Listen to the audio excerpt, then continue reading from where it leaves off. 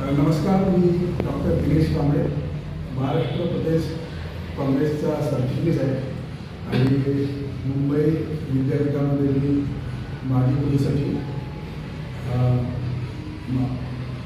भारतीय राष्ट्रीय काँग्रेसने जो नवीन नेतृत्वाला वाव देण्यासाठी संबंध देशामध्ये त्याचबरोबर महाराष्ट्रामध्ये जो अभियान सुरू केलं आहे संघटन सुरूचा, त्यामध्ये जो सर्वसामान्य नागरिक आहे तो आता भरडला जातो आणि त्याचे जे प्रश्न आहेत ते प्रश्न घेऊन राहुल गांधी, मल्लिकार्जुन खरगे आणि आमच्या प्रदेशचे हर्षवर्धन सपकाळ यांनी जी मोहीम सुरू केलेली आहे आणि लोकांना जोडण्याचा जे कार्यक्रम त्यांनी संपूर्ण राज्यामध्ये सुरू केलेला आहे, तर त्याचाच हा भाग म्हणजे संघटन सुरू करणे. याच्यामध्ये नवीन नेतृत्वाला चांगल्या प्रकारे वाव मिळणार आहे.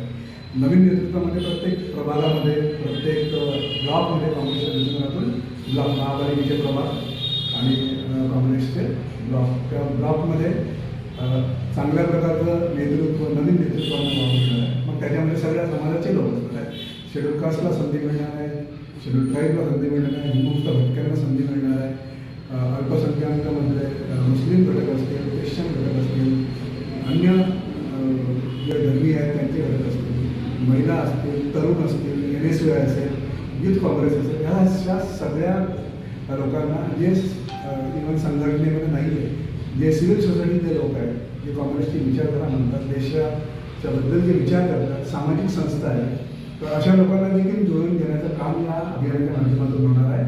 आणि लोकांचे जे प्रश्न आहेत ते प्रश्न अगदी काँग्रेस ज्या पद्धतीने राहुल गांधीजी त्याप्रमाणे पार्लमेंटमध्ये मांडत आहे, तिथे या राज्यामध्ये माध्यमातून मांडत जातात, तर ते प्रश्न लोकांशी निगडीत असल्यामुळे लोक देखील जोडू इच्छितात, परंतु त्यांना माध्यम मिळत नव्हतं. तर आता संघटन सुरूच्या माध्यमातून त्यांना चांगलं माध्यम मिळालेलं आहे आणि त्यांना देखील जुळवून घेण्याचा प्रयत्न आहे. त्यांचे प्रश्न आपुलकीने सोडवण्याचा जो प्रयत्न राज्यात आणि देशात होत आहे, त्यामुळे लोक देखील स्वतःहून जुळून घेण्याचा प्रयत्न करत आहेत.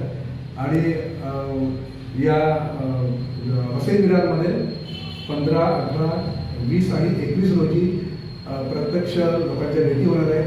जे लोक काँग्रेसशी जुळू इच्छितात, विचारांना मानतात, देशाला चांगलं नेतृत्व मिळावं अशी त्यांची अपेक्षा आहे, त्यांना अपील आहे की त्यांनी या अभियानामध्ये सामील व्हावं. जे काँग्रेसचे सदस्य नाही आहेत, जरुरी नाही की त्यांनी जावं, जे सर्वसामान्य सदस्य आहेत, सोसायटीमध्ये काम करणारे लोक आहेत, सिव्हिल सोसायटीचे लोक आहेत, डॉक्टर्स, इंजिनियर्स असतील, कामगारांचे प्रश्न सोडवणारे असतील, कुठलाही घटक असो, ते देखील या अभियानामध्ये जुळू शकतात आणि आपली विचारधारा चांगल्या प्रकारे मांडू शकतात. जय हिंद, जय महाराष्ट्र.